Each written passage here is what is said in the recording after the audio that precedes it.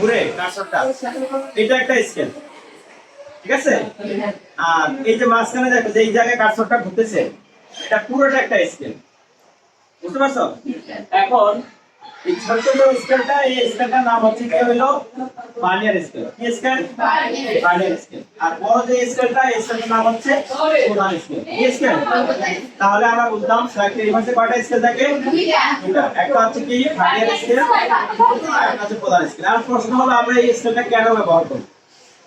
একটা বস্তু আমরা এখানে দেখো, ছোট্ট এরকম, মনে করো এটা একটা বস্তু, এই বস্তুটা দৈর্ঘ্য মাপো, মাপতে গেলে কি থাকবে? আমার একটা স্কেল লাগবে না?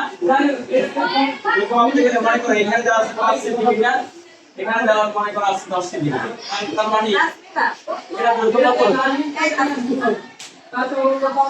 এটার দৈর্ঘ্য কত হলো? দৈর্ঘ্য হলো l = 10 - 5, তার মানে কত? 5 সেন্টিমিটার, এরকম না? মানে 5 থেকে শুরু হলো 10 এর শেষ, বুঝছো? তার মানে এটা দৈর্ঘ্য হলো কত? 5 সেন্টিমিটার। কি করবে? আচ্ছা, এখন যদি এরকম হয় যে দৈর্ঘ্যটা, এই দেখো এই স্কেলটা মনে করো 10 এর আগে আছে কত? 9, 10 আর 9 সেন্টিমিটার মাঝামাঝি যদি হয় তাহলে 3D হবে। এখানে কত হইতে পারে? আবার 3 সেন্টিমিটারের মাঝে তো মিলিমিটারও হয়। এই ক্ষুদ্র অংশটা যদি তুমি বের করতে চাও তাহলে তোমার কি দরকার হয়? স্লাইডটা রিভার্সে করে দেবো। আবার আরেকটা কথা বলি, যেমন আমাদের হাতে একটা মার্কার আছে না, মার্কারের ব্যাসকে আমি সাধারণভাবে যেই আমাদের নরমাল যে স্কেলগুলো আছে এটার সাহায্যে বের করতে পারবো? পারবো। তখন কি হলো? আমার স্লাইডটা রিভার্সে করে দেবো, বুঝতে পারছো? আচ্ছা, এখন স্লাইডটা রিভার্সে তাহলে কয়টা স্কেল থাকে? দুইটা স্কেল। একটা হচ্ছে কি ভার্নিয়ার স্কেল, আর একটা হচ্ছে প্রধান স্কেল। ভার্নিয়ার স্কেলে নরমালি হচ্ছে কি হলো, ভার্নিয়ার স্কেল আর প্রধান স্কেল হলো যদি পার্থক্য কি? ভার্নিয়ার স্কেলটা মূল স্কেলের পাশে থাকে, বুঝছো?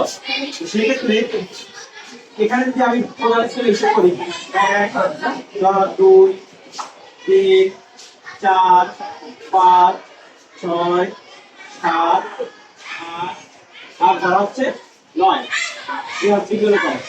তো ভার্নিয়ার স্কেলে 10 ভাগ, আর এখানে দেখো 1 2 3 4 5 6 7 8 9 10।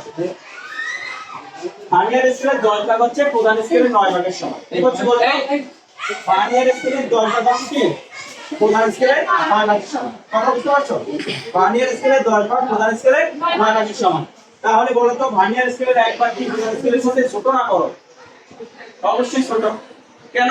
ভার্নিয়ার স্কেলের 10টা, প্রধান স্কেলের কয়টা? 9টা। আমার এখানে এই 5টা আঙ্গুল, এই 4টা আঙ্গুল হচ্ছে ছোট বা সমান। তাহলে বলো এখানে মানে আমার এখানে 5টা আঙ্গুল দিলে এই 4টা আঙ্গুল সমান, তাহলে কে ছোট? অবশ্যই এটা ছোট, কারণ এখানে 5 ভাগ হচ্ছে, এখানে 4 ভাগের সমান, তাহলে বুঝাই যায় যে এটা ছোট। এখন তাহলে আমরা বলতে পারি যে এখানে যদি 10 ভাগ 9 ভাগের সমান হয় তাহলে 1 ভাগ অবশ্যই কি 1 ভাগের চেয়ে ছোট হবে।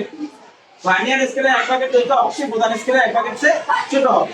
কতটুকু ছোট সেটাকে আমরা বলবো ভার্নিয়ার দৈর্ঘ্য। সেটাকে কি বলবো? ভার্নিয়ার দৈর্ঘ্য।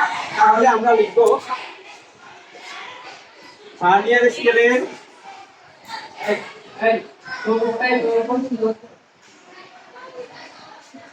স্কেলের ক্ষুদ্রতম, ঠিক আছে, 1 ভাগের দৈর্ঘ্য প্রধান স্কেলের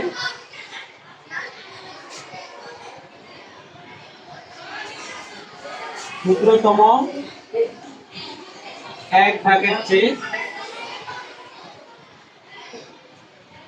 যতটুকু ছোট, হ্যাঁ যতটুকু ছোট সেই পরিমাণকে কি বলা হবে?